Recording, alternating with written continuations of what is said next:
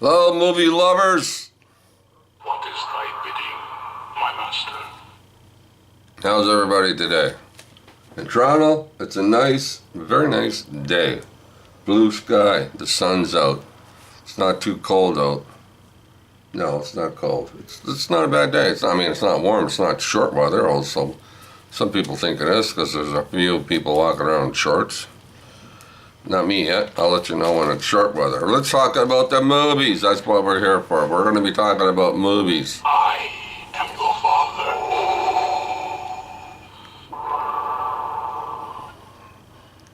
All right. So I watched this movie, The Meg. Well, most of you know The Meg, right? Jason Statham? Is that how you say his name? Statham? Yeah, a veteran diver is enlisted to save submarine that was attacked by a giant shark. A giant shark. Yes. A huge shark. Anyway, yeah, he gets to be, they come and get him and they want to know if they can save some people that's in one of those, those small submarine type 3-man job down in the bottom of the ocean, right? So they're down there. Something happens and they're stuck there and stuff like that. So they go get him to try to save them. Of course, he was involved in an accident 5 years ago, and he's not exactly a happy camper. So he's living by himself on an island, getting drunk every day. So these people go get him. So what does he do? He goes and try to helps these people that are stranded, right? So next thing you know, it all involves this gigantic friggin' shark, man. He's a huge fucker. He gets up from a hole that's in the bottom of the ocean and escapes. There's like an opening and the shark comes up. First shark, this thing's huge. Anyway, he starts roaming around the place, smashing into things and ripping things apart, eating people, shit like that, right? So it's a pretty good movie. Saw it on Crave TV, which is Rogers here in Canada or Toronto. So yeah, so I give it a nice 7 out of 10. You can watch it, no problem. What else did I watch? I watched a movie called on TCM called The Night Train to Munich, 1940. Classic spy thriller about a Czech scientist and his daughter pursued by the Nazis. They're on a train, right, and trying to get away from the Nazis, and they're searching for them too. This scientist, he invented something or did something, and they want it, right? Of course, Nazis, right? They want to kill everybody. Well, not all. Well, yeah, the Nazis did. If you want to say Nazis in general, not German people. The Nazis are supposed to be the main badness of Germany. Nazis. Anyway, what was I going to say? Yeah, stars Rex Harrison, a young Rex Harrison, and Paul Henry. Henry, is that how you say his name? James Harcourt and Margaret Lockwood. So it's a very good, interesting story, right? So I gave it a 7 out of 10. I don't want to get too involved in talking about all the movies because the video will become too long. But Night Train to Munich, yeah, 1940, starring Rex Harrison, a young Rex Harrison. So I liked it. I give it a 7 out of 10. It's another movie you can watch again next year if you're bored. You want to watch an old movie? It's okay. And the other one was James Cagney. James Cagney? Yeah, well, this is 1959 James Cagney. He had to lose a little bit of weight in order to play this part. He had to go all the way to Ireland to play this part. So he's Irish. They're over there in Ireland. It takes place in 2021. Back in the Irish Rebellion days. Yeah, so you know how they're shooting each other and blowing each other up and all that kind of stuff. I don't know too much about that time period in history. I really don't. I should know more about it, but I don't for some reason. Anyway, it's called Shake Hands with the Devil. Shake Hands with the Devil. Yeah, may the devil, may you be dead half an hour before the devil finds out. Starring James Cagney, a very young Don Murray. This might have been, his second movie? Something like that? I can't remember everything. Anyway, Glynis Johns. She's a nice lady. She's beautiful. And she talks with a twang, right? The Irish, eh? Yeah, she's a lovely actress. Seen her in a few movies. Anyway, directed by Michael Anderson. So it's a very good movie. You know, what they did, how they did it, who they blew up, you know, they shot people. You know, it was all bad, very bad. Irish. That's another story in life, the Irish. I'll give it an 8 out of 10 for Shake Hands with the Devil. And the other movie I watched, this is also on TCM this week, was Village of the Damned. Now, most of you know this movie, Village of the Damned. Stars George Sanders.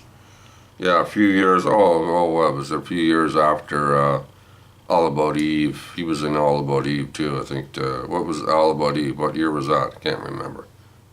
52? I don't know. I'm not here to tell you all that. I don't remember everything. Anyway, Village of the Damned, 1960. Children threaten the existence of a little town in England. Well, what happens at the beginning of the movie? We're in the beginning of the movie, and all of a sudden there's this thing that happens. Quiet. Now all of a sudden, everybody falls down. Like the whole town, everybody just keels over. Boom. Whatever they're at, driving a bus, cutting the lawn, you know, the grass in the store, having an ice cream cone, whatever. They just all fall over. If you're sitting in the chair, you fall asleep. It's all like, you know, everything happens. And people try to get into a certain area of the town, like over a certain area, and when you walk through this area, you pass out. So they go, whoa, whoa, whoa, hold on. So people they're not going in here, so they wait a while. Next thing you know, everybody starts waking up. I'm giving you the Reader's Digest versions, okay? I'm not going to try not to spoil everything. But the thing is, a couple of months later, they find out all the women, the ladies, that are able, or what's the right word to say that, can get pregnant or have babies at a certain age or whatever. There's a few of them in town, right? And they all, 2 months later, right, they're all at the doctor's office finding out they're pregnant. So, you know, when the time comes, they're all having babies, and they turn into these little blonde-headed kids. Then shit starts happening, right? Village of the Damned. Yeah, and 4 years later, 1964, there's a sequel called Children of the Damned. Yeah, you can watch that one too. But this one gets a 7. It's a good movie, like I said. You can watch it, no problem. It's interesting. I like it. And if you want to, you can watch it again next year. How's that? Did I get all these? Yes, I think I did. Now, what else did I watch? Let's see, what else did I watch? If you only knew the power of the dark side. I See You. Sylvester Stallone. What year is this? This might have to be 25 years ago, at least. I See You, Sylvester Stallone. All right, so there's a guy, a crazy fucker, right, and he's killing cops. Yeah, he's going around killing cops and hanging them up and, you know, hooking them up and doing all kinds of weird things to cops, right? So Sylvester Stallone's buddy, right, gets killed by this guy, right? So starts, right? And then all of a sudden, while he's investigating his buddy in his house, he gets a phone call. Yeah, who is it? What's going on? It's the killer. He's at Sylvester Stallone's character's house. That's where his girlfriend, future wife, etc. is. So Stallone's character rushes over there. Yeah, and all the cops are there. He goes inside, and what happens? She's hanging up, kind of like slit open and stopped dead. Mike, you wouldn't like this movie, okay? Anyway, Sylvester Stallone, right? Kind of goes off the deep end. And then he gets placed in a, what do you want to call it? Gets taken away, goes to a place where, you know, you talk to the doctor, right? Ends up going to this place up in the mountains, and it's cold up there. And he goes there with another bunch of cops trying to, you know, talk their way, you know, into being better and their feelings. And Christopher Christopherson's in it too. He's in it for a while. Very interesting. He's the doctor. Anyway, what happens, right? So they're up in this place, and somebody gets killed, right? And then shit starts happening. So, do they all die? Is Sylvester Stallone the only one left walking around? Who kills them all? Who's the killer? Sylvester Stallone in I See You. Good 7 out of 10. I don't know what year that is. I didn't write that down. Anyway, here's another good one here too.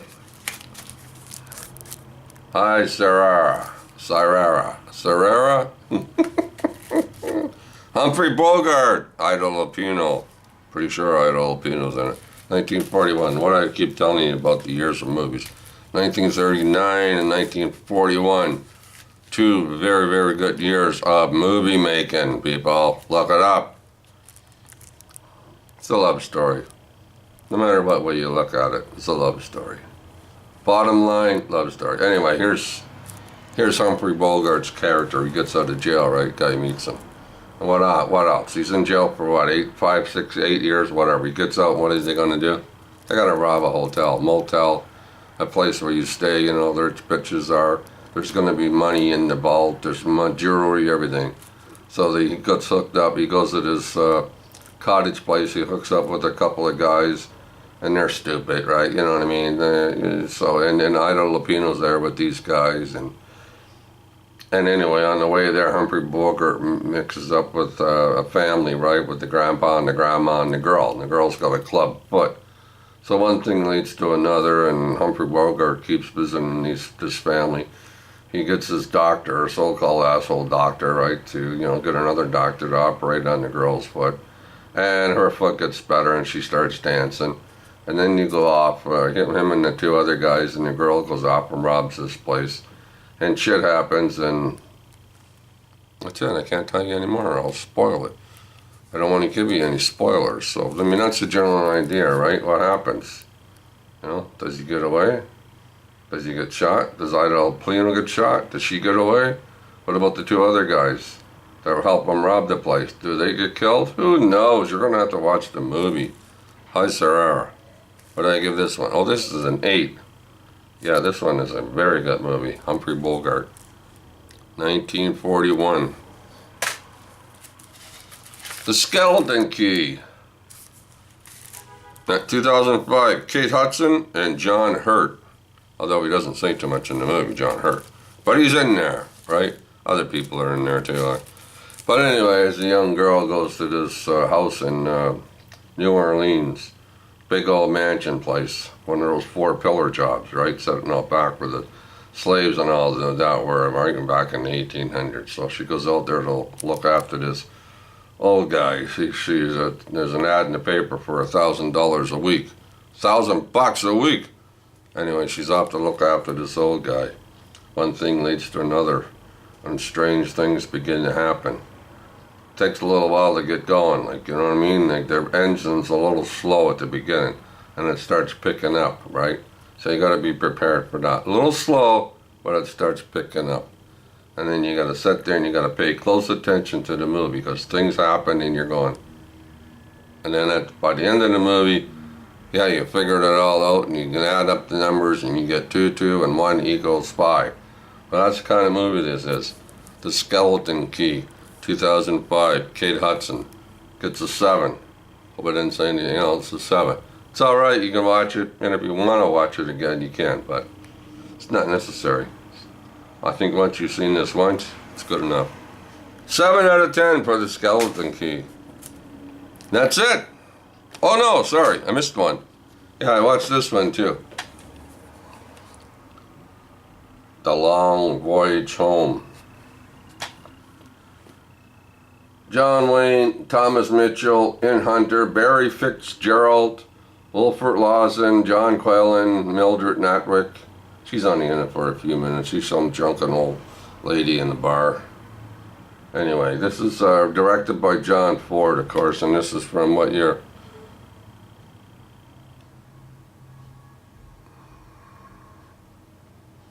Oh, 1940. Oh, 1940. Wow, 1940. Anyway, I don't really think John Wayne, well, it's John Wayne, but Thomas Mitchell is the, I think Thomas Mitchell steals this movie right out, you know.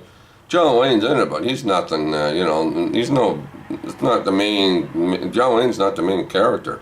I mean, he's in it, yeah, here and there, right? Yeah, over time, but Thomas Mitchell's character seems to be more front and center. You know what I mean? He's more in it. He's the one, the face of the movie. So it's all about a merchant marine ship in the North Atlantic, and they start bringing home. They load it up with dynamite and all this ammunition and stuff, and they trying to take all this ammunition to England, and then what's his name, John Wayne's character, Ollie or something like that, wants to get taken back to Dutch or Denmark or whatever it is. So it's all about these guys on board this merchant marine ship. Ward Bond's in it too, but very interesting movie, a simple little movie, you know. John Ford, right, directed, right? A little action, not much. It's more of a storytelling movie, you know what I mean? So very good movie. You're gonna watch this movie. I'd watch John Wayne. There's a lot of John Wayne movies you can watch again. There's a few that way. If you've seen it once, you don't really need to watch it again. Not many. There's a couple that you don't want to watch again. But John Wayne, this one's a good one. I give this one a 7 out of 10. So you can watch this again. I've watched this movie a few times over the years, so yeah, I can get John Wayne movies out and watch them here and there. But John Wayne, The Long Voyage Home. Some of the boys are in there, like Barry Fitzgerald and Thomas Mitchell, and everybody knows these guys, these character actors. A lot of them are in a lot of movies, lots of movies. Thomas Mitchell, lots of movies. The Fightin' Sullivans, wasn't he in that? I think so. The Long Voyage Home. All right, Friday, it's come and gone. Well, it's not gone yet, but it's going to be over soon. So there you go. Talk to you later, movie lovers. You have learned much, young one. I find your lack of faith disturbing. I have you now. Later.